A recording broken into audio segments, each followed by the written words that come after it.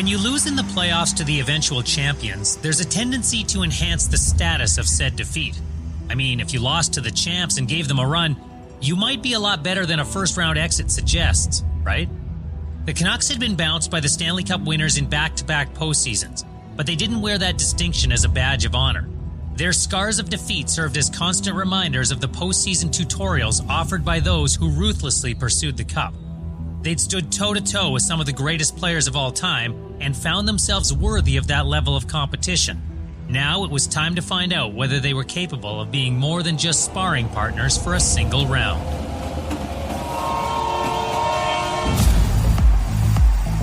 We put that team back on the map, man. Like, there were some bleak times there for a while. For that next 5 or 6 years, he was the best power forward in the game. There was a confidence that we believed if we went out and played the way we were capable, we could score every shift. Now it's kind of league-wide. I want to come see the West Coast Express, see these guys in action. That line sold tickets. That line cared about the community. That line gave back. We knew that we would never be satisfied unless we would win the cup. Everything, the whole thing. It's like a bad nightmare happened. In a matter of seconds, lives basically changed forever.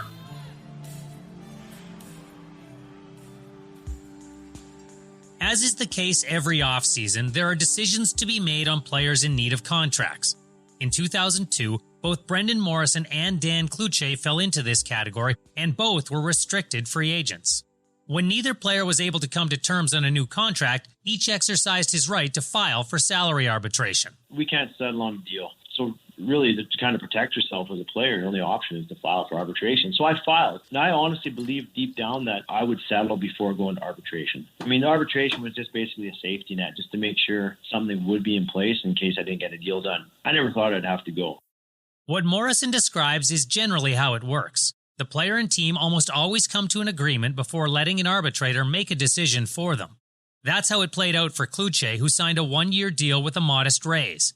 However, Morrison's camp felt he was in line for a heftier bump in pay after having taken over as the team's number one center. Burke and the Canucks didn't see it that way. No, I'll be honest with you, and not to throw cold water on Brendan. We played 23 or 32. I might juxtapose the digits, but we played like over a quarter to a third of the season where Brendan didn't register a point.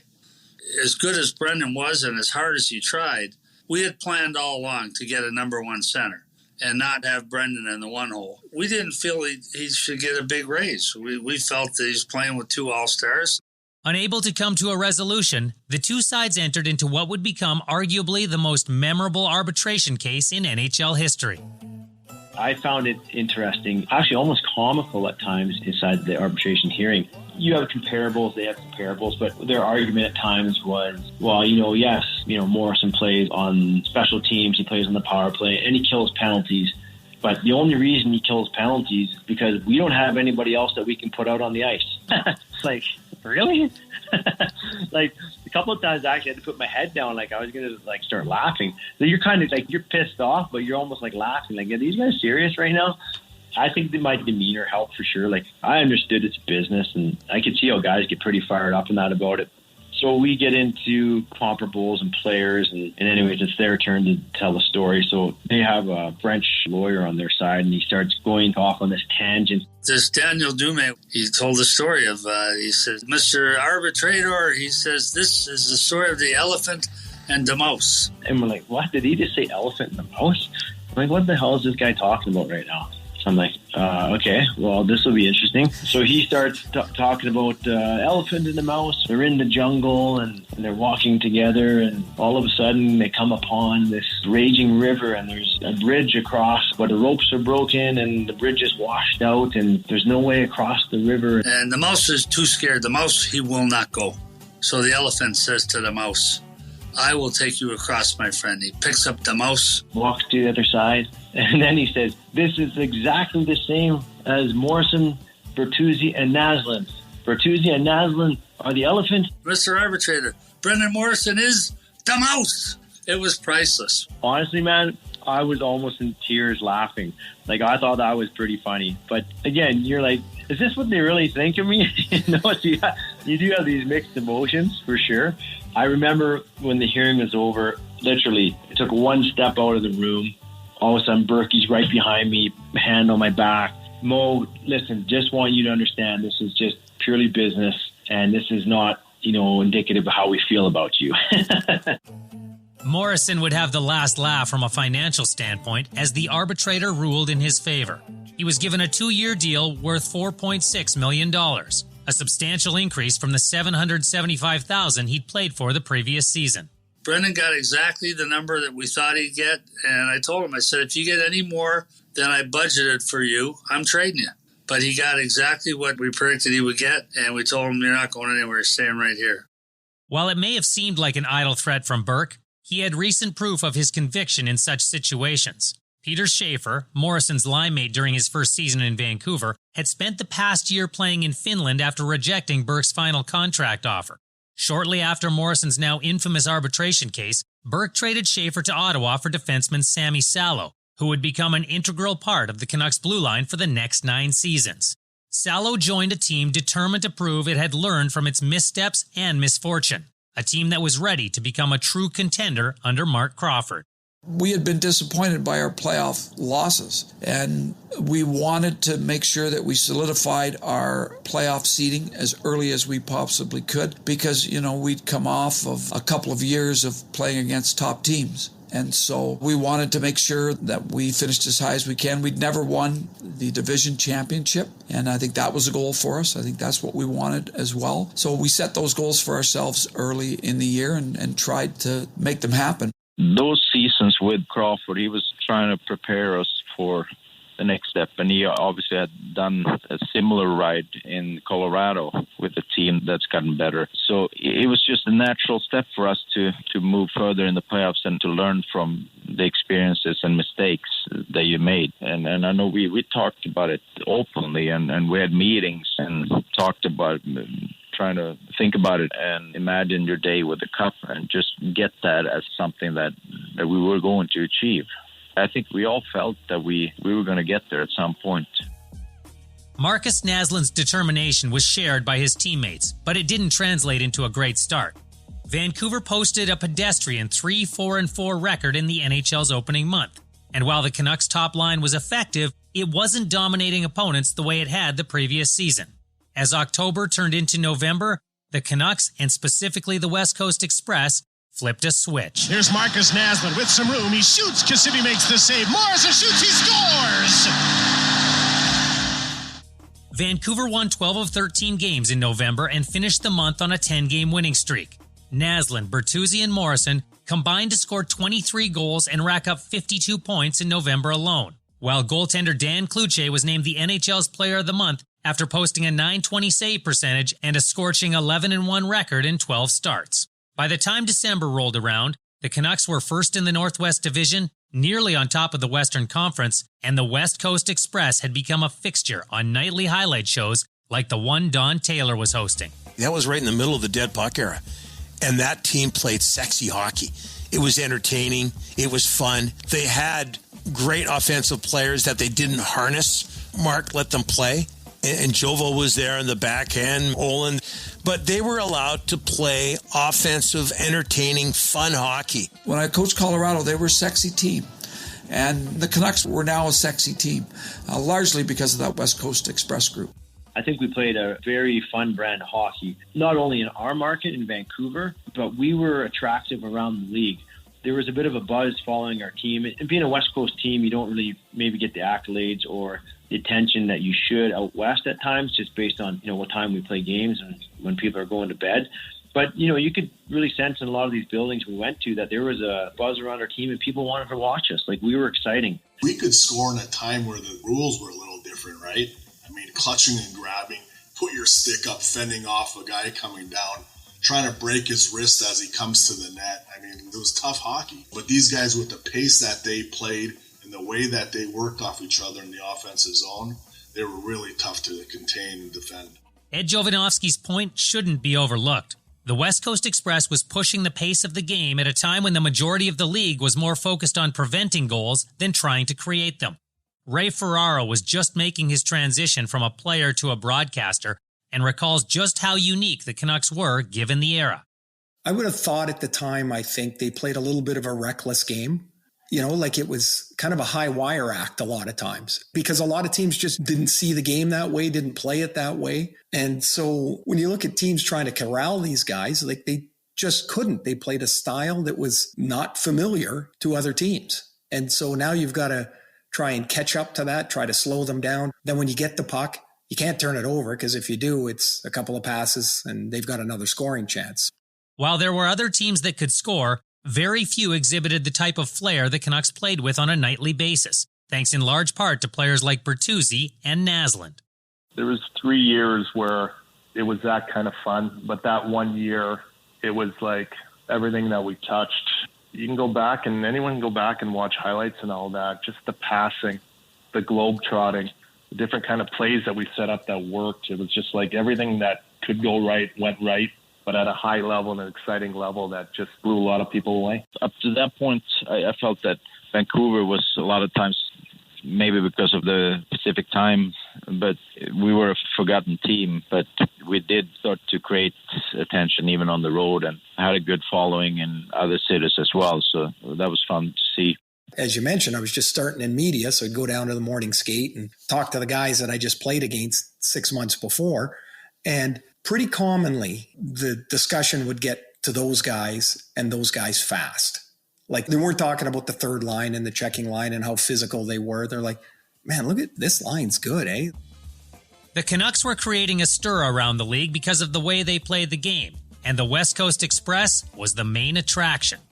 Not only were the seats full in Vancouver, but the Canucks had suddenly become a draw around the National Hockey League, even in places where they were used to seeing star power all the time, according to Trevor Linden, Ed Jovanovski, and Henrik Sedin. Everywhere we went, I remember going into Detroit regular season and thinking, oh my God, we're so happy to see you guys because these games are fun. And I'm like, really? And it was just like, it was kind of like we were a fun team. And it was because of, Todd was just incredible powerhouse forward that could just use his size and speed and physicality to make space. Markus obviously was just a laser beam shot and, brilliant playmaker. And Mo was this guy that was responsible getting things done at both ends. But the way in which they played was so fun to watch, and it captivated the fans, which was really cool. Now it's kind of league-wide. You want to come see the West Coast Express, see these guys in action. Because it was entertainment, man. It was like some of the stuff that they would do was pretty impressive, even for a grown man and a pro athlete sitting on the bench watching this. They did some crazy stuff. So to have it kind of recognized around the league, these guys were bona fide stars. Let's not say anything different. I think these guys were a lot of the face of the National Hockey League, and people were out to watch them. We were the team that people wanted to watch around the league. And you could tell, there was a lot of buildings that were sold out when we came in, and it wasn't because we were the best team, but we had the best line and the best offensive guys, and they were the guys at the time, and you could tell. That's when it really started to become a buzz around the Canucks, around the league. The buzz wasn't just confined to the arenas. Led by the West Coast Express, the Canucks had generated enough excitement to cause fans to congregate at their hotels in hopes of interacting with their favorite players. A lot of athletes are conditioned to expect such behavior from their admirers, but it was all very new and exciting for a group of mostly 20-somethings who were suddenly recognizable. Sitting back now, I can look at it and say, man, that's what a rock star felt like, going into these road buildings, and the amount of media that we attracted, the amount of fans that were outside of our hotel that were by the bus. It was almost like, and I know it sounds kind of corny, but it was kind of like Beatlemania, man. We'd have to put different names under our hotel room and all this kind of stuff because of the fans and all this kind of stuff. But you had anywhere from 15 to 25 media each and every day in the dressing room, conversing about what's going on, what we're doing on this, how the team's going to stop us. And it was kind of fun to be able to know that other teams were stressing out on how they're going to be able to shut our line down. Yeah, it was a little rock starish at times as far as the level of attention we got. Yeah, every time, didn't matter what time we showed up in a city, there would be people outside waiting and following us. But you really felt the buzz when you came to a rink and warm-ups were on. You knew you were on a good team and an exciting team when warm-ups were busy. Because people wanted to come down and watch you guys, and that was pretty cool. More often than not, the Canucks stars delivered on expectation, even though the team's torrid run of results in November cooled to average outcomes. While Vancouver's record over the months of December and January was only a couple of games over 500, the West Coast Express continued to pile up points. Naslund remains out on the power play. Here's Sopel in the near face-off circle. Sopel with the puck, centers for Naslund, shoots, scores! 4 for the captain, and it's 6-2 Vancouver. Ask and you shall receive. Oh, the captain is broken out big time here in Edmonton tonight. Naslund scored 20 goals in 28 games over that 2-month span, while Bertuzzi lit the lamp 17 times. As a whole, the Canucks' top line collected 87 points over that stretch, and their potent power play was a big reason why. The West Coast Express not only attacked opponents with speed, they also opted for a puck possession game instead of the more prevalent dump-and-chase strategy. That style led to a lot of high-end chances and caused opponents to take plenty of penalties in the process. No team earned more power plays than Vancouver did that season. The Canucks averaged more than 5 man advantages per game, and their top unit featuring Bertuzzi, Naslund, and Morrison made teams pay for their transgressions. When they got a power play, it seemed like it was just a matter of time that, they don't get one this time, well, they'll get one next time. It was just remarkable to watch how all of a sudden, instead of just a group of pretty good players, that people quickly realized this team was really good, and the headliners were great. They really took hold of the power play, and I think that's what happens when you become a good line. You start to take hold of special teams. You take ownership of them, and I thought that was a big part of why we were such a good team. If you're going to score as much as those guys score, you got to have special teams. It was up to our power play unit. It was up to me to be able to figure out how to get an edge on them. And it ended up working in our benefit. I think I had 25 power play goals. Nazi had 24. Mo was in on every single play. We had Jovo, Matthias, Olin, and our unit was just rocking the whole time. Bertuzzi's recollection is accurate. He and Naslund combined for 49 power play goals that season, the most by a pair of NHL teammates in 7 years. Naslund's deadly accurate wrist shot found even the smallest of openings left available by goaltenders. Bertuzzi, however, created a different problem entirely when he set up shop in front of the net. His size and strength made it extremely difficult for defensemen to move him, even in an era that allowed players to take liberties in order to do so. Looking back at it now, oh my God, I don't know how anyone played hockey. The amount of grabbing and holding and snow plowing and all that, and you look at it now, it's like, oh my gosh, it wasn't the most attractive hockey. It was no holds bars. Bertuzzi figured, if they can shove me out of the slot, then I can do the same. So he adopted a push-off move to free himself up for scoring chances in tight. I remember to this day, it was Nashville, it was Barry Trotz, and we were just manhandling them. And power play-wise, it was pretty much anyone took a penalty against us, we were scoring. We had 2 or 3 different set plays, and I remember to this day, I was in front of the net, and I literally just shoved them over to the side, Nazi to Mo, Mo to me, goal. And I remember Trotz complaining after that. And then we were pissed at them, kind of yelling at their bench, like, you know what, get stronger, get better, stay out of the box. And then slowly word got around and got to the league and all that, where they ended up stopping that box-out play, which I think is ridiculous. I think if you look at it, why can a defenseman push the offensive guy out from the crease, but the offensive guy, without doing anything penalty-wise and having strength and all that, not able to box someone out to get the upper hand offensive-wise to the net? So I think there's a lot of sour grapes. And as the years went on, the calls started coming, and we were just going to have to be able to adjust to it. I thought it was pretty cool that our power play was that good that there had to be a complaint and a rule change in order to stop it. Trotz was understandably steamed as Bertuzzi's power play goal helped erase a 2-goal deficit in a Vancouver victory. And while the Canucks power forward would end up getting penalized for his patented push-off far more frequently now that the officials were looking for it, his power play production didn't decline whatsoever. Referees and fans weren't the only ones giving Bertuzzi and his line mates more attention. As their popularity grew, the contingent covering the Canucks expanded quickly, both at home and on the road. Color commentator Tom Larscheid explains why. they were a dream for the media because you'd get a quote or an interview or something that, excited the fan, that they wanted to listen to it or they wanted to read about it. They certainly were the talk of the town. They knew they were good too. These guys, they did. Part of what made them appealing was their three distinct personas. Ever the classy, respectful European captain, Naslund had already become accustomed to fielding questions every day, a big part of what the captaincy encompasses in a Canadian market. I'm not going to lie, it's difficult at times, and I find the toughest part of it is coming up with answers when you might not have them, and you're expected to have them when the media comes in after games, especially when you're losing, obviously. But I think I took it as a challenge and trying to hopefully, first of all, lead by example. I'm not a vocal guy, but earn the trust of your teammates, but also hopefully try to lead the team to success. Markus carried a heavier burden because he was the captain, and that C wears on everybody after a while, and it's fantastic when things are good, and when things are bad, it can be really onerous. But Markus, he was such an honest and earnest person, and in some respects, a lot like Morrison that way, where if you asked a question, he would do his best to give you an honest answer. And he was always accountable, like he understood what went with being a captain of a Canadian team. As reporter Ian McIntyre mentioned, Morrison was well aware of what Vancouver expected from its most prominent players, and the local boy was always willing to oblige when the microphones and cameras came calling.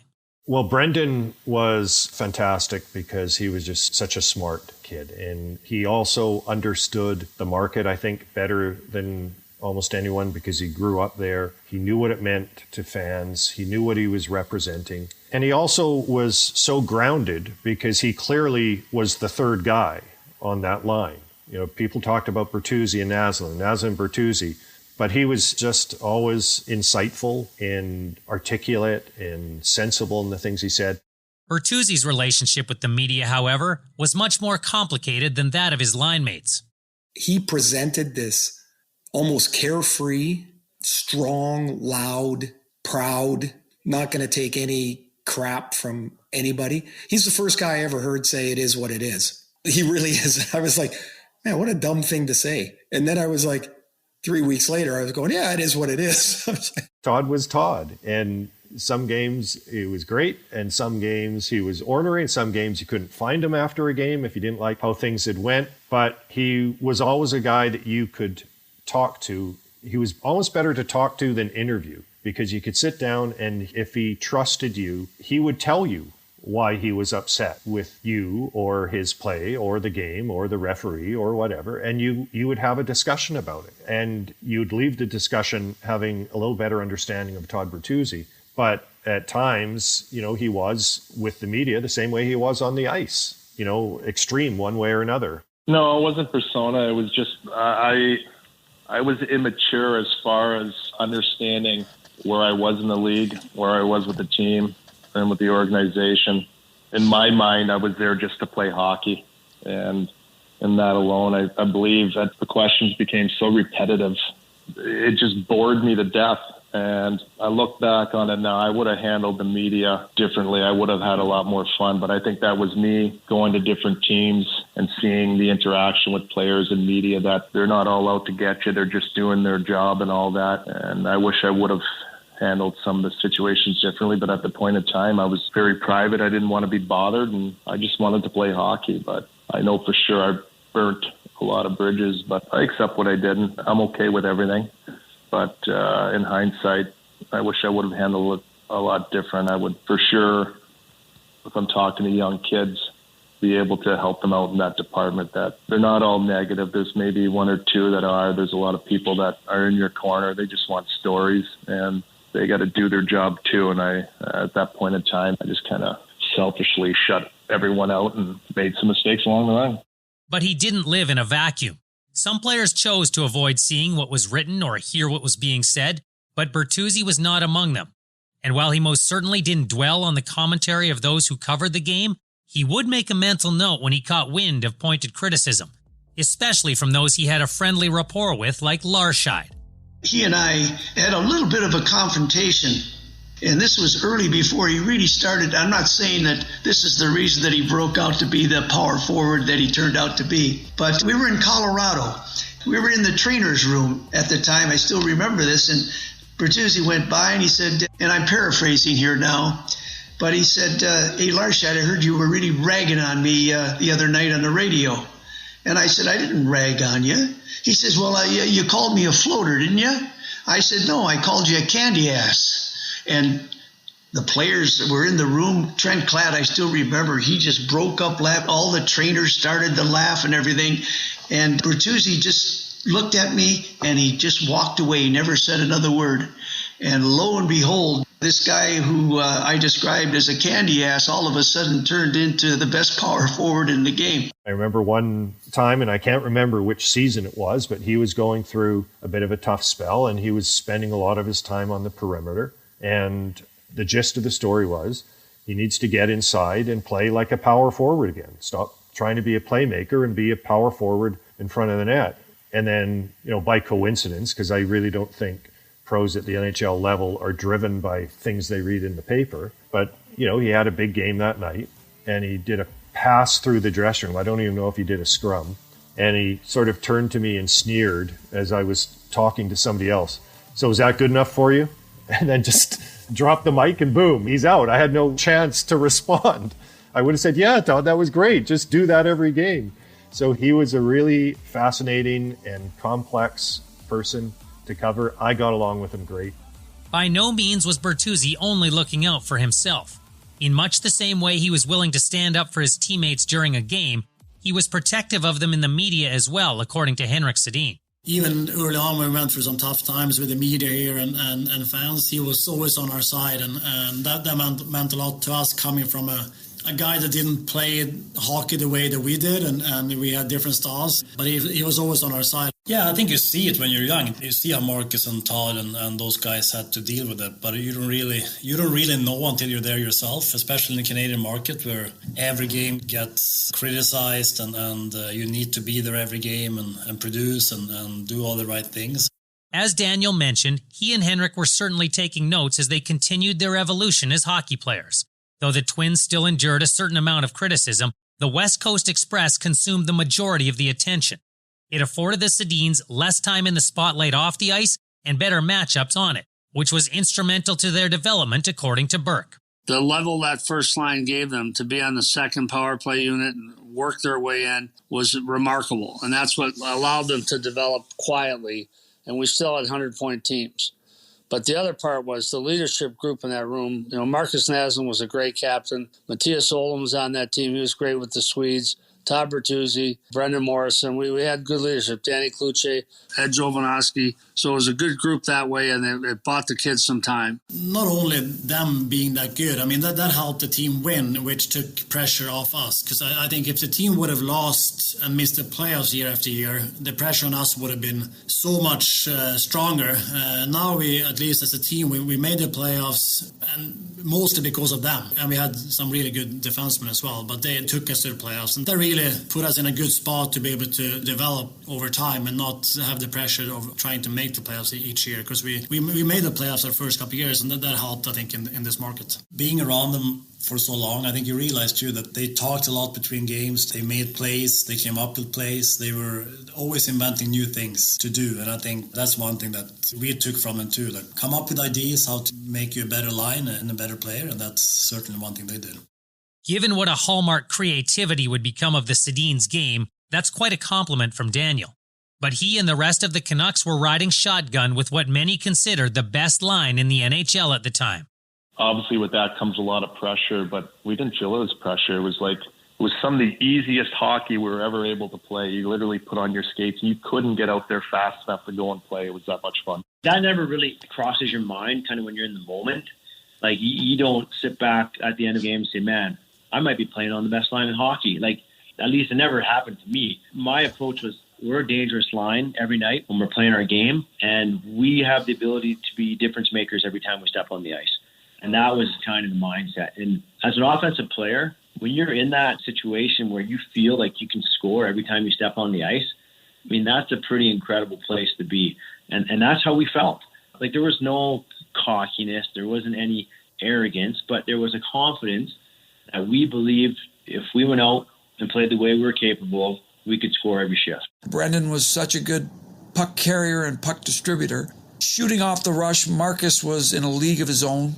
He was there with today's Austin Matthews, with Joe Sakic, guys that can shoot the puck back in their stance, who have deception in their shot from the angle they're going to shoot it in, from the release point.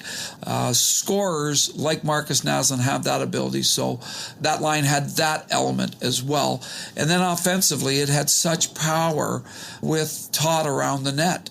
Todd not only could bully his way, and he did bully his way to score those goals from 5 feet and in, but he also was great at seeing where the open guy was in a pile with 2 guys on his back.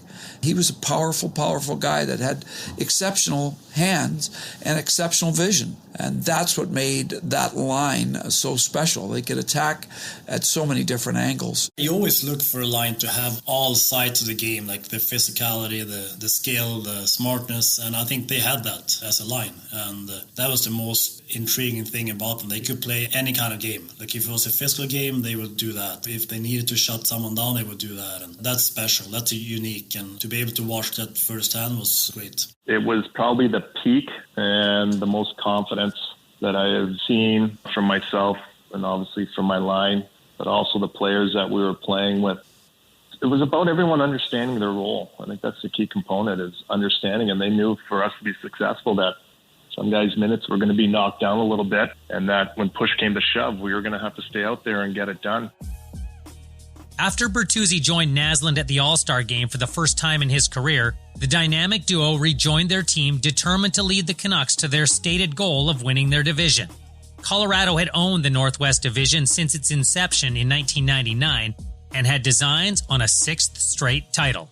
The Avalanche hit the accelerator in February, winning 11 of 12 games as they attempted to reel in the front-running Canucks. But Vancouver stood its ground, picking up 20 of an available 24 points that month. The West Coast Express once again leading the way. Naslund gets the puck on the right wing as the first penalty comes to an end. It's a one-man advantage. Naslund shoots, scores! Number 39 for the Canuck captain, and Vancouver leads 5-1. And he regains the lead as the NHL's leading goal scorer. Naslund eclipsed 40 goals by month's end and rolled into March as the NHL's leading scorer, 1 point up on his former captain in Pittsburgh, Mario Lemieux.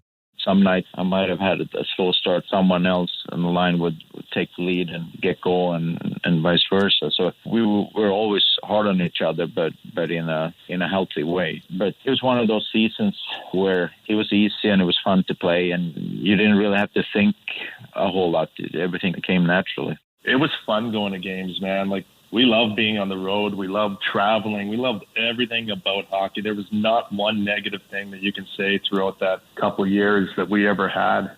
It was that good, and it was that dominant, and it was that much fun to go into rinks where they were packed, be able to go out, perform, and do what we did with some good times. You know, we challenged each other.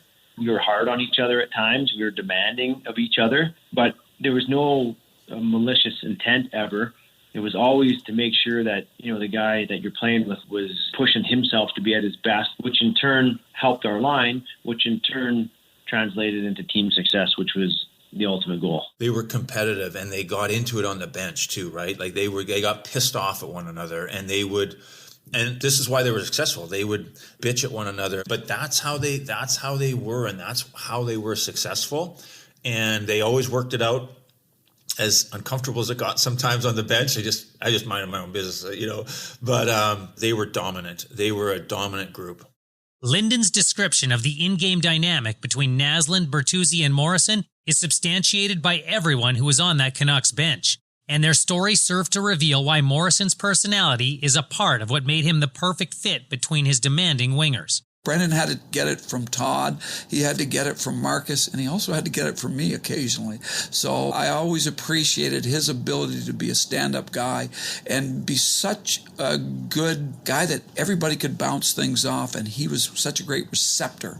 As well as being a great passer, he was a great receptor as well on that line. I think it's underrated, his contribution just in that area of how he was able to handle the very strong personalities that he had around him. He made his line mates better. He had a lot to do with Marcus and Bert, having this success they did, because sometimes when Bert and Marcus started passing the puck, they would bypass Mo at times, but Mo, every time he had the puck, had to give it to these guys because these guys would chirp him. Brendan will tell you, those guys aren't easy to play with, and they're not easy on him. Like, he'd be on the bench, he takes out his teeth when he's playing, and he's got a bad lisp. These guys would just yell at him. Like, we'd come back to the bench, you could hear him upstairs sometimes.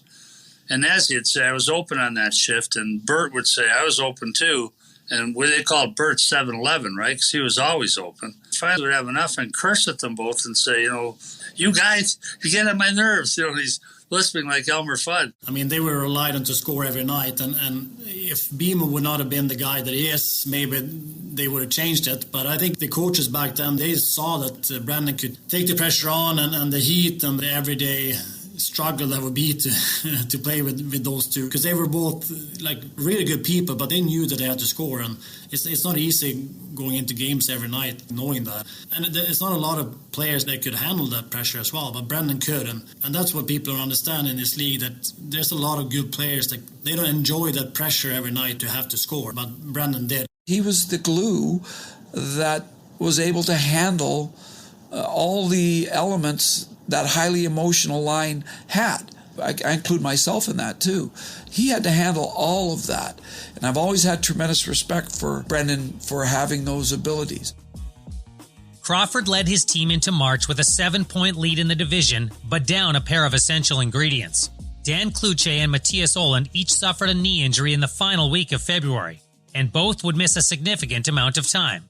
Cloutier was in the midst of his best season to date, and Ohlund was logging more minutes than any skater under Crawford's command. Confident that both of them would be back before the playoffs, Burke didn't go after any big names at the trade deadline, and instead elected to bring back a player who he knew would mesh with both the personalities in the dressing room and the identity of the team on the ice: Brad May. May's previous tour with the Canucks had ended in the summer of 2000. Nearly 3 years later, he returned to a much different environment. It was unreal, right? I got traded back, and coming back to the West Coast Express in 2003, and that team, it was electric. It was exciting. I remember landing at the airport. Now, I'm sure people would watch TV and probably maybe, hey, this guy might be flying in, all the workers, but I got a really nice reception, and it was one of my favorite moments of my career. Was my first game back, my second time. I got in a couple fights right away, like literally in that first period, and made a big hit, and we ended up tying 4-4 that night. But I was in the penalty box with Todd, and there was a song that came on, Look Who's Back, Back Again. But they played that, and I was sitting in the penalty box, and people got up, and they were cheering. And it was actually one of these moments where I had just been in the tilt, sitting in the box. You're full of adrenaline and energy, and it was like really felt good coming back to Vancouver. May's presence underscores a characteristic of the team that's easy to overlook, given the shadow cast by the Canucks' offensive prowess. Burke had assembled a squad that had as much toughness as talent, and was anything but one-dimensional in his eyes. It was interesting, because we had the West Coast Express and we added the Twins, but we were the most physical team in the league by that year too. Like, that was no accident. And so our attitude was, whatever style we need to play to beat you. If we have to run over you, we'll run over you. If we have to run around you, we'll run around you. For most of the season, they tried to run away from Colorado in the standings, but the object in the rearview mirror was closer than it appeared. With 3 weeks to go, the Canucks had a 4-point lead over the Avalanche in the division, and Cloutier was set to return to the crease. He needed a couple of starts to regain his form, but the Canucks managed to keep the Avs at bay in the standings. That wasn't the only race going on with their division rivals, however, as both Naslund and Bertuzzi were closing in on individual awards as the season drew to a close. With 5 games remaining, Naslund had a 2-point lead over Colorado's Peter Forsberg in the scoring race, while Bertuzzi's 46 goals were 1 more than Naslund and 3 more than the Avalanche's Milan Hajduk. No Canuck had ever won a scoring title, and only Pavel Bure had led the league in goals when he scored 60 in 93-94. Down the stretch, obviously Marcus was trying to win the scoring title and also the Richard Trophy. Bert was in the mix for the Richard Trophy, and there's so much talk about that. I think we maybe were a little bit distracted by that, to be honest with you, because we wanted so bad, because Markus was battling Forsberg for the scoring title, and both those guys, Markus and Todd, were battling Hejduk for the Richard. And there was nothing more that I wanted. Obviously, number one is team success, but for individual recognition and success, for those guys to come out on top of the scoring lead and the goal scoring lead. And I think there were a couple games down the stretch that had affected our play a little bit as far as, decision making, maybe forcing things a little bit. Hejduk scored 3 goals in his next 2 games, while Naslund notched 1, pulling both into a tie with Bertuzzi with just 1 week to go in the regular season. Naslund was also deadlocked with his lifelong friend Forsberg at 102 points. Most importantly, the Canucks had a 2-point lead in the standings with just 3 games to go. Vancouver lost in Anaheim before earning a tie in Phoenix, while Colorado split a pair of road games in California to claw within a point of the division lead. Naslund led Forsberg by 1 point in the scoring. He trailed a red-hot Hejduk by 1 goal, while a suddenly snake-bitten Bertuzzi remained 3 goals behind. It meant everything was on the line as each team entered its final game of the season. Colorado was home to St. Louis in what was being billed as a first-round playoff preview. Vancouver was well-rested and hosting an LA Kings team it hadn't lost to all season. Naslund was riding an 8-game point streak into the finale. It had all the makings of a coronation for both the Canucks and their captain. But that, as they say, is why they play the games. Though not in top form, the Canucks created the majority of the chances in the early stages, but were thwarted by posts, poor finishing, and puck stopper Jamie Storr. Here's Morrison back to the blue line. Todd shoots. Great save. Rebound. Naslund. Stop. Still loose. Henrik backs away at it. LePerrier cleared the puck. The longer the game remained scoreless, the tighter the Canucks appeared to become. They knew what was at stake, especially as the entire arena became aware that the Avalanche had defeated the Blues, and that Forsberg and Hejduk had taken the lead in their respective races. Individual trophies would be nice, but the division title was the prize the Canucks coveted. As they pressed for the game's first goal late in the third, a turnover turned into just that, for the Kings. Needing only a point to clinch the division, Vancouver put forth a desperate effort in search of a goal that would force overtime. But that goal was not theirs to find. Belanger with an open net scores! The Kings are ahead 2-0 with 43 seconds to go. And it's looking a lot like Vancouver's playing St. Louis in the first round. The Canucks and their packed arena were stunned. No division title. No scoring crown. No Rocket Richard trophy. All of them were headed to Colorado. Making matters worse, the players couldn't even retreat to the sanctity of their dressing room. They were giving randomly selected fans the jerseys off their backs in an on-ice presentation. So the Canucks sat in their own frustration while trying to muster a few smiles for their dedicated supporters. Naslund was the last to hand over his game-worn sweater, and then the captain grabbed the microphone in order to address everyone in attendance. As you guys can see, we got a goal to win our division, and that everyone happens tonight. We showed we're going to change that. We're going to play a lot better than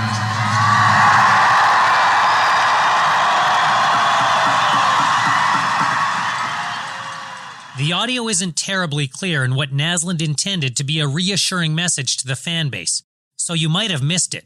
The 2 words that would quickly become the focus of what had transpired that day. We choked. We're going to change that. We choked. An instant headline in the newspaper and discussion point on radio and TV. 2 words that were simply meant to convey a feeling became a lightning rod for debate. I have to blame that a little bit on the language barrier because I didn't realize that it was that powerful and that it would create that much attention. The meaning was we didn't follow through with the goal we had set at the start of the season and that we followed throughout the season as well, being the divisional champs. So I was frustrated, no doubt about it, but I would have used a different word if I knew better. He was just being honest, and I can tell you honestly that as an organization we did choke. There's no reason why we shouldn't have been a lot more successful. There's no reason at all. You can sit back here and I can sit here for days and still can't realize why we choked so bad, but we did as an organization. Berkey put everything in place and gave us very good opportunities. He brought some good veterans in, but Markus just spoke the way we all felt. And I think there was some frustration on his part, because I know one of his childhood friends and good buddies was Forsberg, and Forsberg was always the guy when they talked about Swedish hockey players. And here was an opportunity, I think, and I've never had a conversation with Markus about this, but kind of thinking about it now, I mean, that would have been a really nice feather in his cap to say, you know what, I beat him, right? I beat him. I won the scoring title and I beat him out. But to kind of, have the guy who's kind of getting all the attention all the time beat him again, that was frustrating, I think. And I think that might have maybe contributed to some of the emotions in his post-game speech there. The one thing about Markus was he wore his heart on his sleeve, and he was emotional, and he took things hard. I think that's probably why early in his career it was hard for him, because he took his failures to heart. And I was the same way, and it can be hard on you. You take these things home, and short memories are great in sport, and so Markus we were all disappointed. We were so disappointed because we had our sights set on Colorado, and to not get there was devastating. Probably a bad choice of words, but at the same time, he was honest and it was raw. When the captain of the team says we choked, that it's going to be a story. That's a story that's going to have legs. That one's not going to go away in the next 24-hour news cycle. But in some respects, it didn't surprise me, because that was Markus Naslund. He was such an honest, earnest player. Like, he was just so straightforward. And you ask him a question, he would give you an answer. It wasn't in his DNA to try to spin something, let alone lie about anything. And I think he said what a lot of people felt. Like, yeah, the Canucks blew it at the end. So in that respect, that didn't surprise me. But I'd never heard a captain say that before, and I'm not sure one had said it while holding a microphone on the ice in the middle of all the fans when he said it. But it was pure Markus. The marketplace is a weird marketplace. It's a media that loves positivity when you're winning and loves negativity when you're not. It's a strange market, but I think people would have forgiven. They'll never forget that use of that word, because it's a hard word to even use. But I think people agreed with the assessment at the time, is that we did choke. He wasn't feeling that just for himself or for our team. He was feeling that for the fans. He knew how much they wanted us to be the champion of that division and to have the better route in the playoffs, because it's an educated fan base. They know what the playoffs are about. They know the difference between getting a higher seed and a lower seed is. So as it was, we went from being a 1 seed to being a 4 seed. And we ended up drawing the St. Louis Blues, who was no bargain with Chris Pronger and Al McGinnis and Scott Mellenby and all those great characters that they had. The Blues were further along in their evolution as a team and had as much, if not more, pressure to deliver in the postseason than the Canucks did. Despite establishing themselves as legitimate contenders under Joel Quenneville, St. Louis hadn't been able to overcome the likes of Detroit and Colorado in the playoffs. And while they'd certainly had more playoff success than the Canucks, the Blues likely felt a similar urgency to the one Morrison describes the Canucks feeling at the time. Okay, we lost to Colorado 2 years ago. They went on to win the Cup. We lost to Detroit. They went on to win the Cup. So you were learning in these playoff series about what it took to be successful in the playoffs. And we felt that we had learned some lessons. And, we were excited to get back in a position where we could prove to people that we could apply what we learned.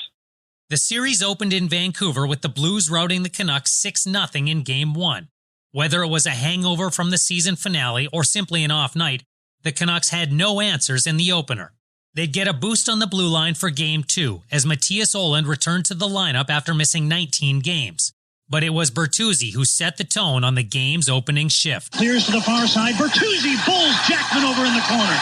First big hit 10 seconds in. Todd's hit was such a big factor. It kind of said a lot of things. That we're not taking this lightly and we're not done. I felt that was what brought everybody back into it. The first whistle, they get a standing ovation. They threw more body checks in the first two shifts of this hockey game than he did in the entire game one. That trend continued on an early Canucks power play. Morrison holds the puck in. Osgood out of his net, stops it behind the goal. Bertuzzi with a big hit on McInnes in the corner. The Canucks would capitalize on that man advantage with Trent Klatt scoring the game's opening goal, and Vancouver would even the series with a gritty 2-1 win. It was the hit against McInnes that changed the series. It really was. Todd finished his check. I've had a number of discussions with Joel Quenneville about that. He thought it was an illegal hit, but, I thought Todd just finished his check, and in a playoff series, that's what you want to have happen. It knocked Al McInnes out of the series, and that really was the turning point. Unfortunately, and I hate it to this day because I got a lot of respect for him, I think I also separated Al McInnes' shoulder in that, and I feel crappy because I got a lot of respect for him and all that, but when playoffs happen, man, it's no holds barred. You got to go and go and go. And it was a very physical, like the two-handing, the cross-checks, the face washes afterwards, man. It was a grind, that series, but we were able to stick with our game plan and claw and fight back and put the pressure back on them. The series shifted to St. Louis, where the Canucks were stifled in Game 3. Despite the loss of McInnes, the Blues held the high-powered Canucks to just 14 shots on net as part of a 3-1 victory. Vancouver responded with a much more inspired effort in Game 4, but Chris Osgood turned aside 32 of 33 shots in backstopping the Blues to a 4-1 win and a 3-1 series lead. We believed in each other still, even though it was a difficult situation to come back from. But we knew that it's a cliche, but we had to focus on the next game in hand. St. Louis had a strong team, and they played well, but we felt that we were a better team. Naslund had scored in Game 4, but for the most part, the West Coast Express had been held in check. Vancouver had mustered just 4 goals through 4 games, and the Canucks found themselves on the brink of another first-round elimination. The situation appeared all too familiar, but Morrison says it didn't feel that way. We felt we were in every game, right? We honestly felt that we could have been up 3-1. So it was like, okay, boys, we don't have to change a whole lot here. We shore up a couple things here. We get a bounce or two. This thing is going to turn immediately. There was a belief that our team was good enough to rattle off 3 games in a row. We'd done it multiple times throughout the year. Brent Sopel gave the Canucks an early lead in Game 5, and then the West Coast Express took over. Bertuzzi, Morrison, and Naslund each scored second-period goals, and despite a third-period scare, the Canucks kept their postseason dreams alive with a 5-3 win. That breakout performance carried into Game 6, where the Canucks' top line produced 2 goals in the first period.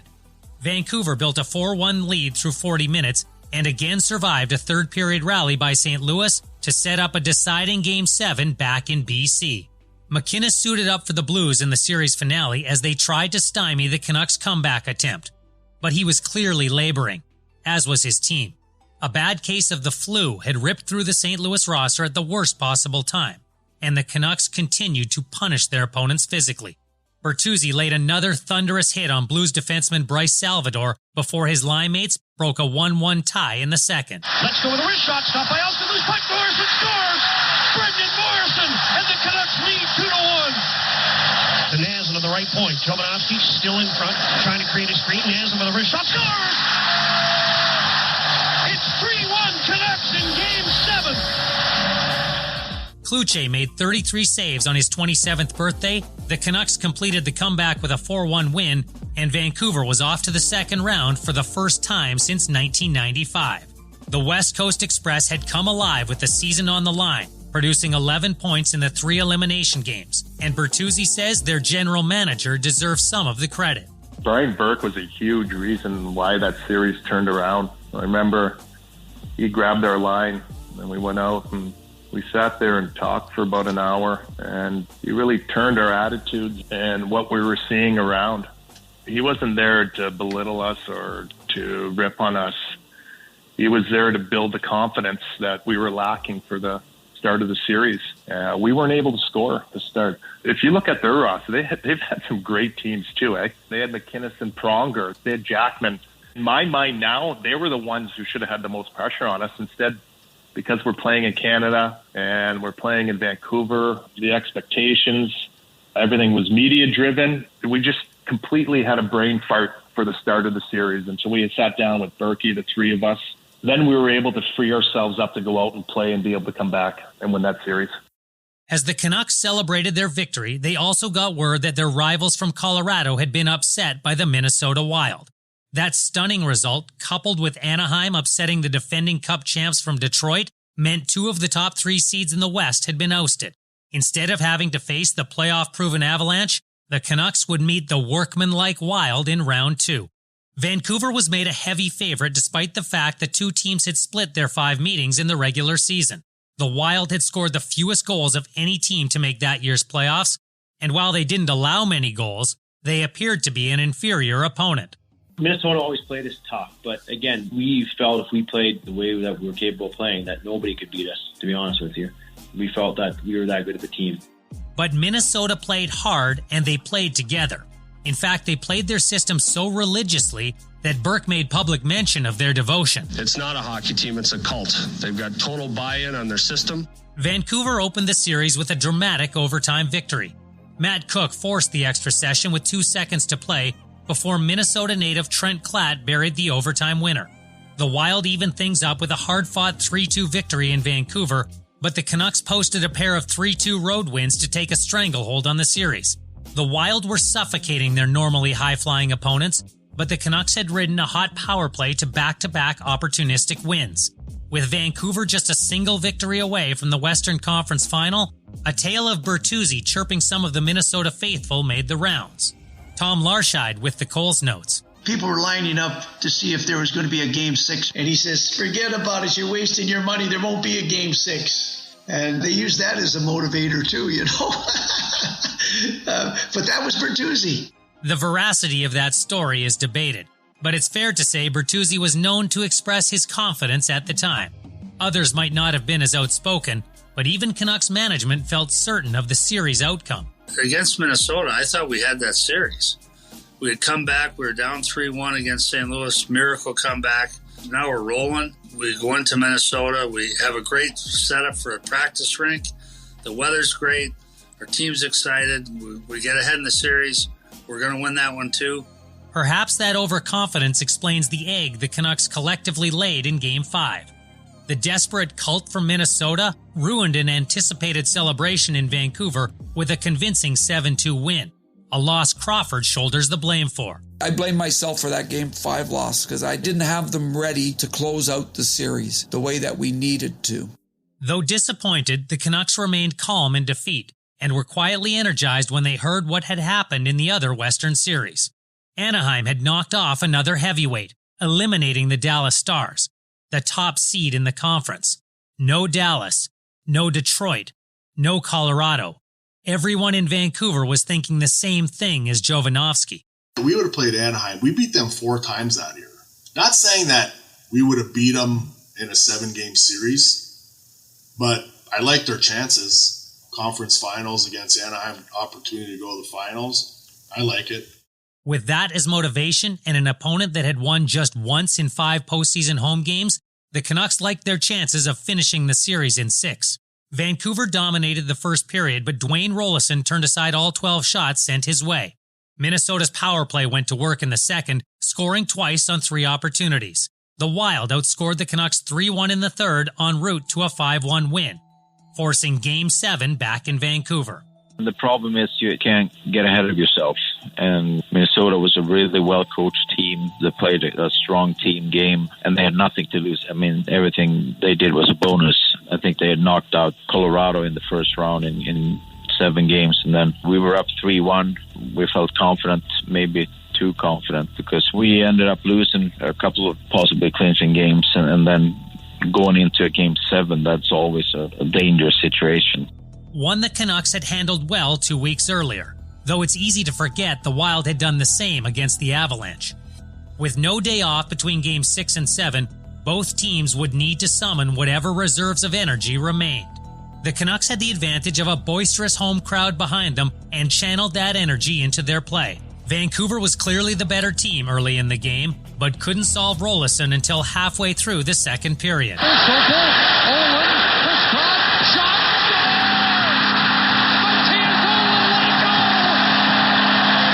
Just 61 seconds after Olin gave the Canucks the lead, Vancouver struck again. Lead pass, Bertuzzi in alone. Bertuzzi scores! Bertuzzi's first goal of the series put the Canucks up 2-0, and they were in complete control of the game. Malik battling, tucked in front, they score! Oh, a weird one, as the puck sailed in front. Kluche never knew it was in the net.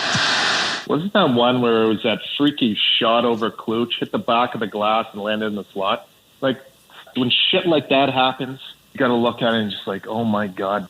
To win a cup, that I learned, is you got to have a lot of luck and a lot of healthy bodies in order to win it. It's the hardest trophy to ever win. And with a goal like that, it just shows that there wasn't much luck on our side. I look back on that game, and I don't think we could have played any better through 2 periods than we did. We had a 2-0 lead. Todd scored the second goal. It was just a spectacular goal.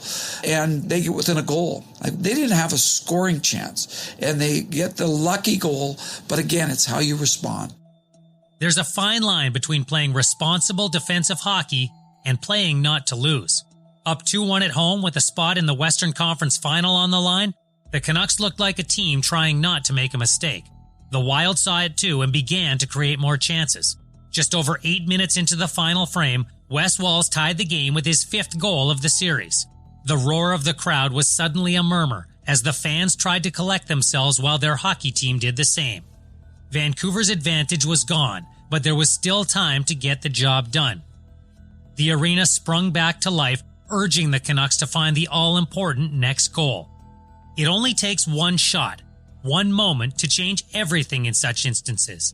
And that shot would come with less than 6 minutes remaining. There's a quick counter by the Wild. Darby Hendrickson scores! Darby Hendrickson, the former Canuck, has given Minnesota a 3-2 lead with 5:12 left.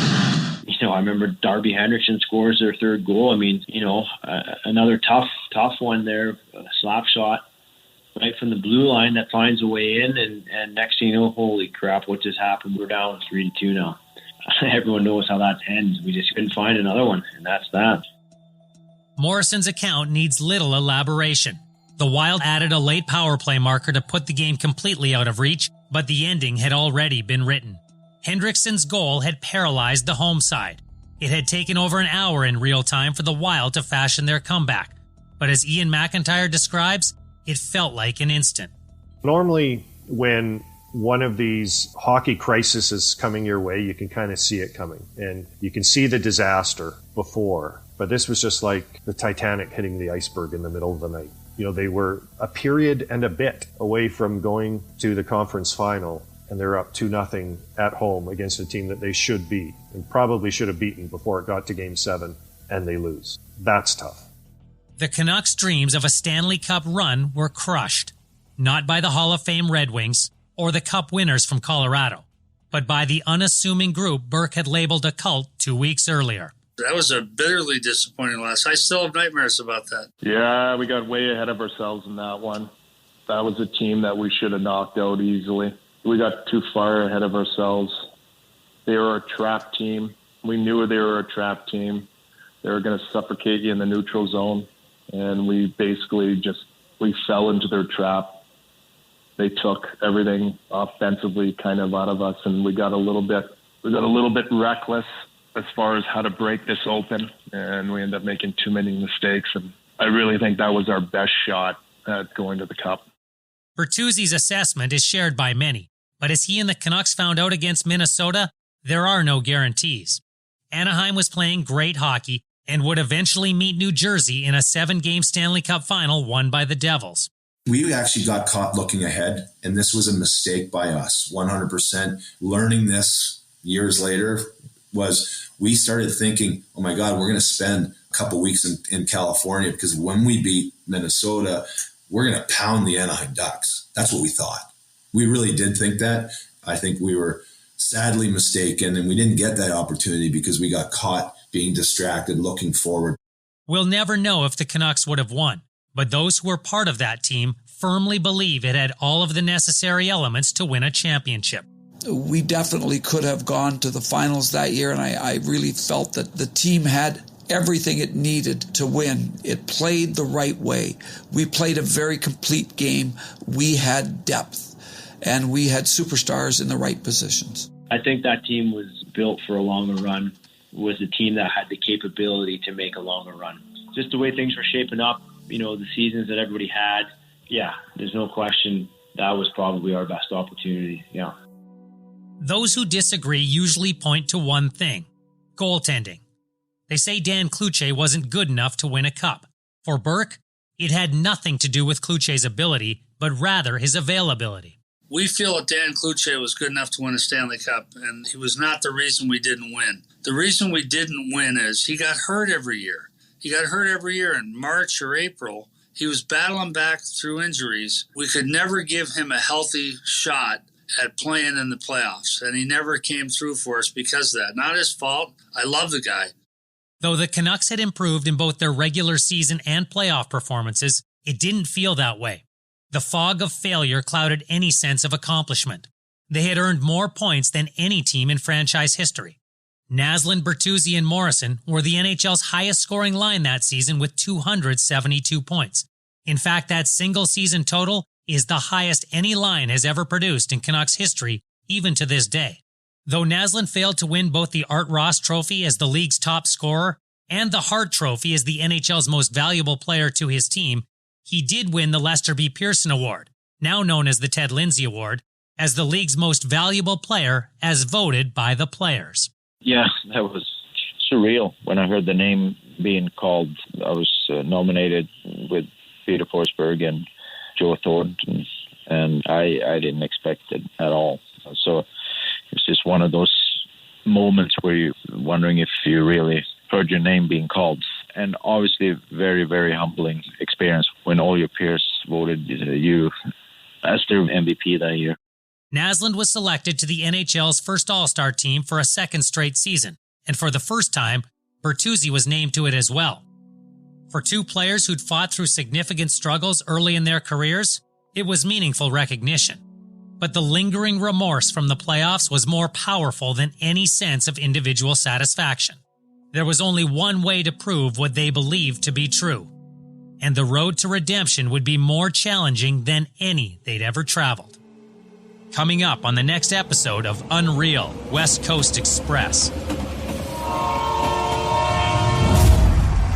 Now, we weren't the young, up-and-coming team. We were now a team that was supposed to be good, that was supposed to win, that was supposed to be a premier team in the league. Well, if they're not going to pay me, then move me, kind of thing. Like, I always believe that if you produce and you do good things, then you get rewarded. Todd Bertuzzi was worth every penny we paid him. That was a cheap shot by a young kid on a captain, leading scorer in the league, and we get no call.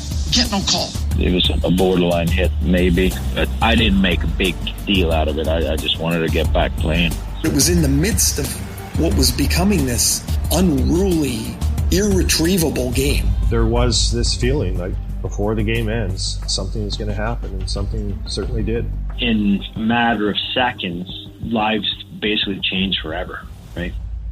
UNREEL West Coast Express is a production of Toolkit Content in collaboration with Go-Goat Sports. Audio production is by Andrei Deacon. Writing and narration is by me, Scott Rintoul. Podcast supervision comes from Aaron Johnson. NHL game audio courtesy of the National Hockey League. Special thanks to the following NHL personnel: Hannah Readnour, Matthew Manacher, Teresa Wiltshire, and Nick Martinez.